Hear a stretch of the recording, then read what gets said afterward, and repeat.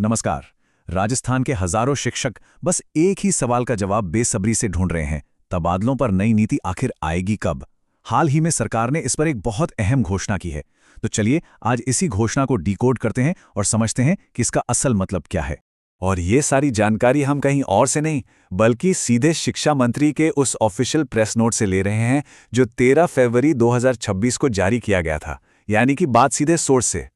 तो आज हम कुछ बहुत ज़रूरी सवालों के जवाब ढूंढेंगे, जैसे कि क्या सरकार सच में कोई नई पॉलिसी ला रही है? अभी तबादले क्यों रुके हुए हैं?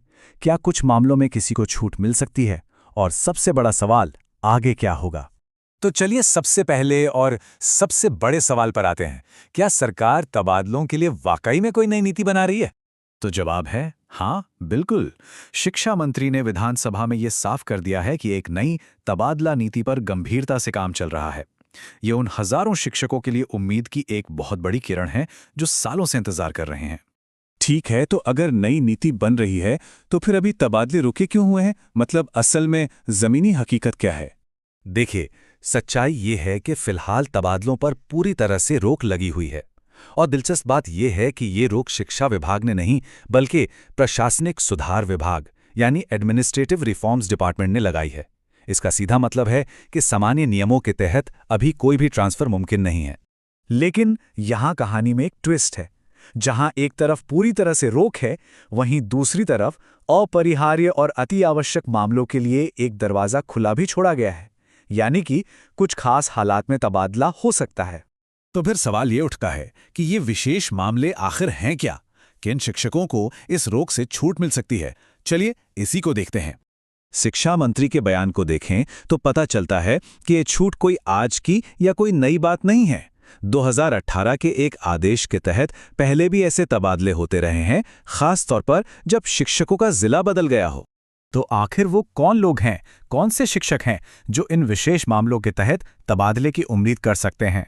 आइए अब जरा पात्रता की शर्तों को समझते हैं। तो देखिए, सबसे पहली प्राथमिकता दी गई है गंभीर स्वास्थ्य समस्याओं को। अगर कोई शिक्षक कैंसर, किडनी ट्रांसप्लांट या हार्ट सर्जरी जैसी बड़ी बीमारी से जूझ रहा है, या फिर कोई पूरी तरह से देख नहीं सकता या 70% से ज्यादा विकलांग है, तो उन्हें इस नियम के तहत पात्र माना गया है। सिर्फ स्वास्थ्य ही नहीं, मुश्किल पारिवारिक हालातों को भी ध्यान में रखा गया है, जैसे कि वो शिक्षक जिनके बच्चे गंभीर रूप से बीमार हैं या विकलांग हैं, या जो विधवा या तलाकशुदा हैं, उन्हें भी तबादले के लिए पात्र माना गया है। लेकिन यहां एक बहुत बहुत बड़ी और महत्वपूर्ण शर्त है जिसे समझना सबसे जरूरी है। ये सारी छूटें सिर्फ और सिर्फ उन शिक्षकों के लिए हैं जिनकी नौकरी 31 दिसंबर 2012 या उससे पहले लगी थी।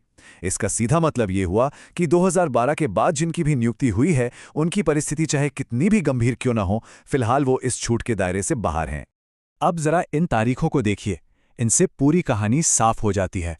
2018 में छूट का रास्ता तो खोला गया, लेकिन साथ ही 31 दिसंबर 2012 की एक कट ऑफ तारीख तय कर दी गई, जिससे इसका दायरा बहुत सीमित हो गया।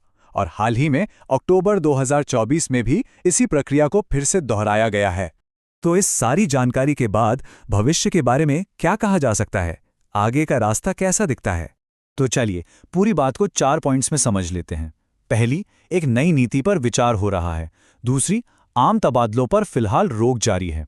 तीसरी, कुछ गंभीर मामलों में 2018 के आदेश के तहत छूट मिल रही है। और चौथी और शायद सबसे जरूरी बात, ये छूट भी सिर्फ 2012 से पहले नियुक्त हुए शिक्षकों तक ही सीमित है। और ये सब हमें एक बहुत बड़े सवाल पर लाकर खड़ा कर देता है। क्या ये सीमित नियम और ये कट ऑफ की शर्तें उन हजारों शिक्षकों को सच में राहत दे पाएंगी जो सालों से अपने घर के पास जाने का सपना देख रहे हैं? खैर, ये एक ऐसा सवाल है जिसका जवाब तो